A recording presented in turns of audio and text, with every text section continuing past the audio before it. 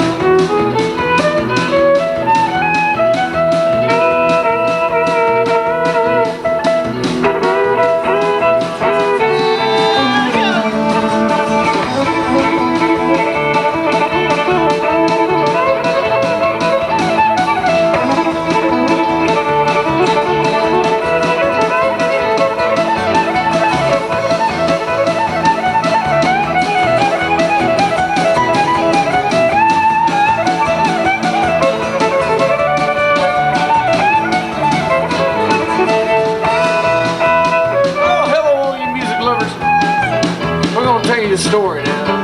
Now this is an older story. Story of the Orange Blossom Special. About all the parts of that train and how they got there, what they're for. Like this little part that goes like this, it says, that's the sound of a whistle. That's backwards.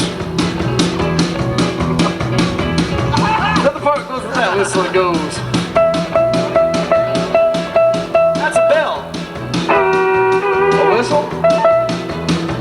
and a bell. All those old trains had a whistle and a bell.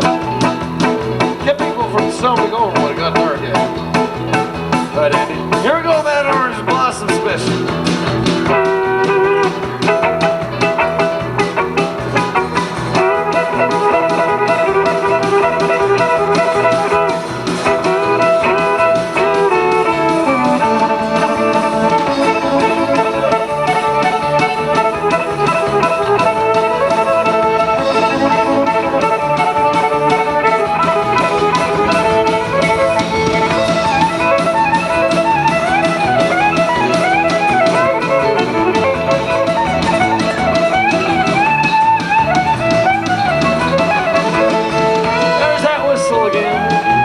Favorite part. Little train heading down tracks now. Makes a little noise come out of the wheels. Says something like this. It goes. The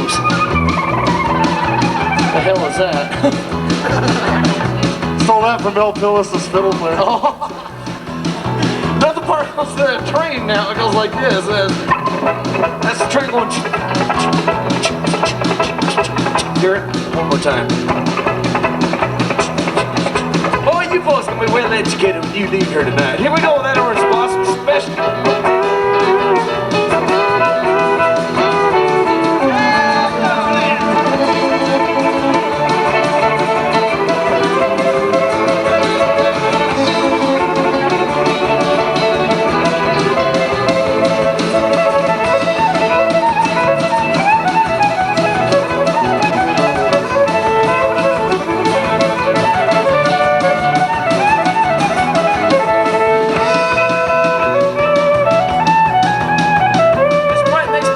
Dedicate all the fiddle players out there. Here's the part when the train goes over the top of the mountain.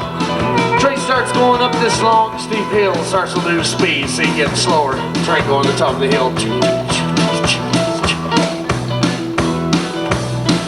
Finally, after a long time, that old train reaches the top of the mountain grade and he starts back down the other side.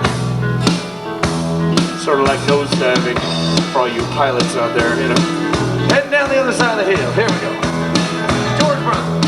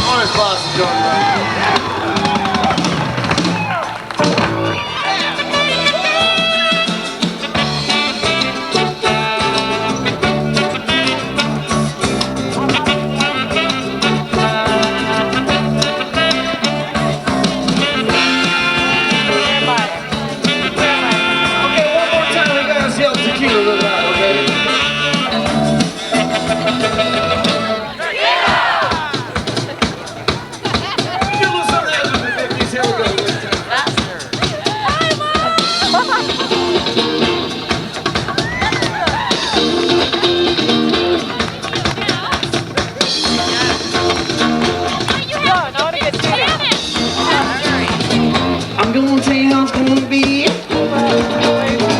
You're gonna give your love to me. I'm gonna love you on Monday.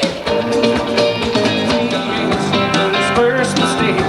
You like this all alone. I've got to We're gonna move it. We're gonna move it up. I won't do you wrong. Move it up. Don't say it's secret by yourself.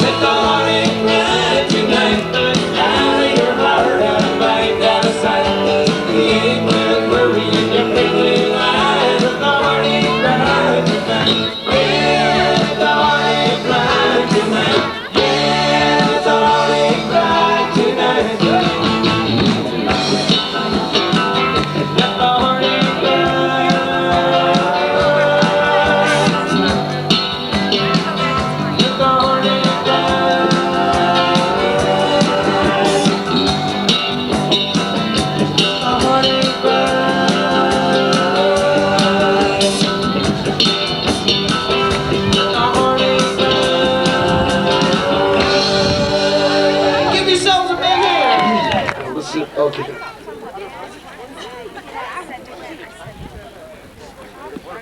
Find John? I thought John saw it. Guys, This is beer in here. And, so we have a $50 fine if we ever drink when we're playing. You know, while we're playing, right? Since we're not getting paid.